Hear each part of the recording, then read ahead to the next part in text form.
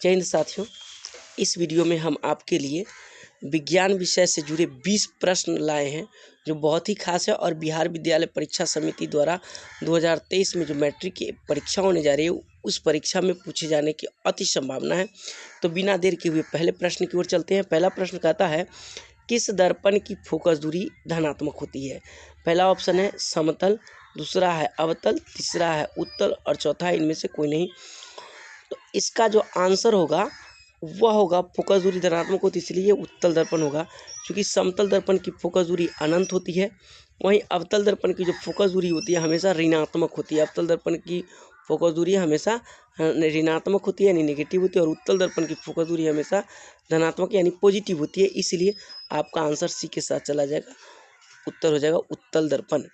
अगला प्रश्न 2 है और प्रश्न संख्या 2 कहता है, कौन सा लेंस अभिसारी लेंस भी कहलाता है? ऑप्शन है इसका अवतल, उत्तल, समतल, इनमें से कोई नहीं। तो इसका जो आंसर होगा वह अभिसारी लेंस के लिए उत्तल लेंस होगा। क्योंकि उत्तल लेंस जो होती है वो अनंत से आ रही प्रकाश की किरणें को एक बिंदु पर अभिसरित करती है। अगर ये है तो ये अनंत से आ रही प्रकाश की किरणें समानांतर होती है, एक बिंदु पर अभिसरित होती है, इसलिए उत्तल लेंस को अभिसारी लेंस भी कहते हैं। वहीं आपका जो ऑप्शन ए है जिसमें अवतल लेंस दिखाई दे रहा है, तो अवतल लेंस इस प्रकार का होता है और अवतल लेंस को डाइवर्जिंग लेंस यानी इसको अपसारी लेंस कहते हैं। क्योंकि ये जो लेंस है इससे अनंत से आ रही प्रकाश की किरणें अपवर्तन के बाद एक बिंदु पर अपसरित होती है यानी मिलती हुई प्रतीत होती है, वास्तव में मिलती नहीं है, इसलिए यह लेंस अवतल लेंस कहलाएगा। और समतल कोई लेंस उनसे होता नहीं है, इसलिए आपका जो आंसर होगा वह बी के साथ चला जाएगा, उत्तल लेंस। अगला प्रश्न है प्रश्न संख्या 3 और ये कहता है, समतल दर्पण की फोकस दूरी होती है। ऑप्शन है अनंत, 0, 150, तो इसका आंसर हो जाएगा अनंत।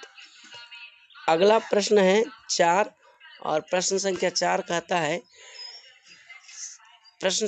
कहता है, अवतल दर्पण का आवर्धन m बराबर होता है u बटा v, u भी v बटा u और u प्लस v, तो इसका आंसर हो जाएगा v बटा u। अगला प्रश्न कहता है, प्रश्न संख्या 5 कहता है, इसमें अवतल दर्पण के सामने वस्तु को कहाँ रखा जाए कि प्रतिबिंब उल्टा, वास्तविक और समान आकार का बने? पहला ऑप्शन है ध्रुव पर, दूसरा है अनंत पर, तीसरा है वक्रता केंद्र पर और चौथा है फोकस पर। तो इसका आंसर जो हो जाएगा वह वक्रता केंद्र पर।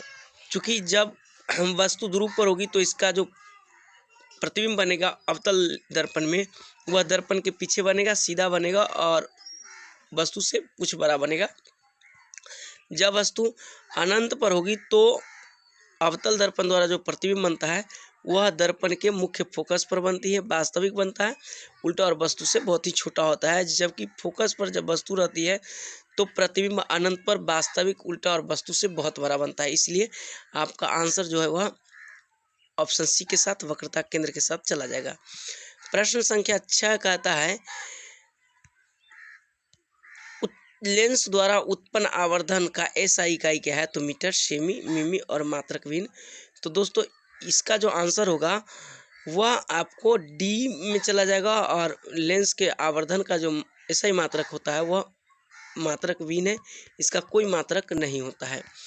प्रश्न संख्या 7 कहता है, वायु में प्रकाश की चाल निर्वात में प्रकाश की चाल की अपेक्षा होती है।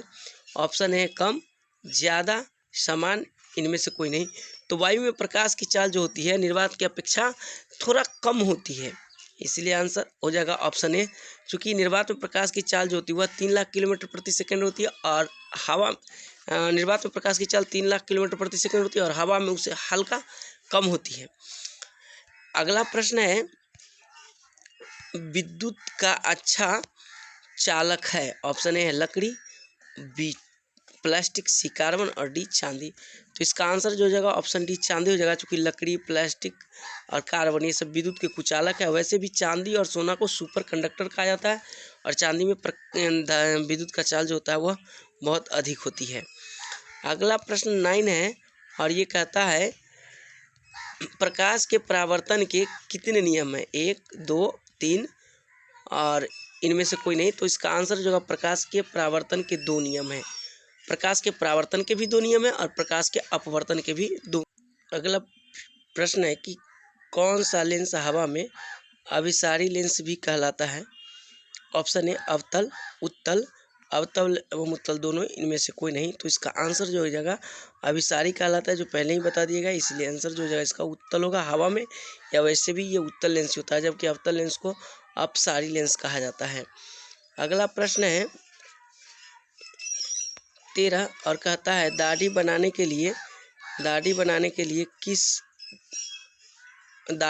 के लिए उपयोग में आने वाला दर्पण होता है। ऑप्शन ए है उत्तल, बी है उत्तल एवं समतल और सी है इसमें समतल। तो दोस्तों अवतल दर्पण का प्रयोग हम लोग दाढ़ी बनाने में बड़े जो वक्रता त्रिज्या वाले जो अवतल दर्पण होते हैं उसका उपयोग हम दाढ़ी बनाने में करते हैं। अगला प्रश्न है 14 और इसमें कहता है कि निम्नलिखित में कौन सा पदार्थ लेंस के लिए प्रयुक्त नहीं किया जा सकता है। ऑप्शन जल, कांच, प्लास्टिक, मिट्टी। तो इसका आंसर जो हो जाएगा वह मिट्टी होगा, क्योंकि हम मिट्टी का उपयोग लेंस बनाने के लिए नहीं कर सकते हैं। अगला प्रश्न है सर्च लाइट का परावर्तक सतह होता है। ऑप्शन है उत्तल, अवतल, समतल, इनमें से कोई नहीं। तो दोस्तों सर्च लाइट का जो परावर्तक सतह होता है यह इस तरीके के यानी अवतल बनाया जाता है और मुख्य फोकस पर लगभग उसका बल्ब रखा जाता है, ताकि इसे जो भी प्रकाश की किरणें निकलेगी उसका जो किरण पुंज होगा इस तरीके से ये समानांतर किरण पुंज प्रकाश का प्राप्त होगा और दूर तक रोशनी जाएगी। इसलिए सर्च लाइट है या गाड़ी की हेडलाइट है, टॉर्च है, इस सभी में परावर्तक सतह के रूप में अवतल दर्पण का उपयोग किया जाता है, इसलिए आंसर बी के साथ चलाया जाएगा। अगला प्रश्न है 17 और कहता है कि परावर्तन के नियम से निर्धारित होता है। ऑप्शन है पहला आपतन कोण बराबर परावर्तन कोण, और बी है परावर्तन कोण बराबर अपवर्तन कोण, सी है आपतन कोण बराबर विचलन कोण और डी इनमें से कोई नहीं। तो इसका आंसर जो हो जाएगा ऑप्शन है आपतन कोण बराबर परावर्तन कोण। अगला प्रश्न कहता है किस दर्पण में हमेशा आभासी वस्तु के बराबर आकार का प्रतिबिंब बनता है। तो दोस्तों पहला ऑप्शन इसमें दिया हुआ है समतल, उसके बाद है उत्तल और उसके बाद है अवतल और इनमें से कोई नहीं। तो समतल दर्पण में हमेशा काल्पनिक सीधा यानी आभासी सीधा एवं वस्तु के बराबर आकार का प्रतिबिंब बनता है, इसलिए आंसर हो जाएगा ऑप्शन ए। वहीं उत्तल दर्पण में हमेशा काल्पनिक और वस्तु से छोटा प्रतिबिंब बनता है, जबकि अवतल दर्पण में काल्पनिक, वास्तविक, वस्तु से छोटा, वस्तु से बड़ा एवं वस्तु के बराबर आकार का प्रतिबिंब बनता है। संख्या 19 कहता है कि किसी उत्तल लेंस के सामने 2f और अनंत के बीच बिंब रखा गया है, इसका प्रतिबिंब बनेगा। तो जब 2f और अनंत के बीच कोई वस्तु रखी जाती है तो इसका प्रतिबिंब जो है वास्तविक, उल्टा और वस्तु से छोटा बनता है, इसीलिए आंसर जो होगा अपना ए के साथ चला जाएगा। अगला प्रश्न है 20 और अंतिम प्रश्न है, कहता है कि सामान्य दृष्टि के वयस्क के लिए सुस्पष्ट दर्शन की न्यूनतम दूरी होती है। तो इसका आंसर हो जाएगा 25 सेंटीमीटर और ऑप्शन सी में दिया हुआ, इसलिए आंसर आपका सी के साथ चला जाएगा। सामान्य आँख के लिए जो दूर बिंदु होती है वह अनंत होती है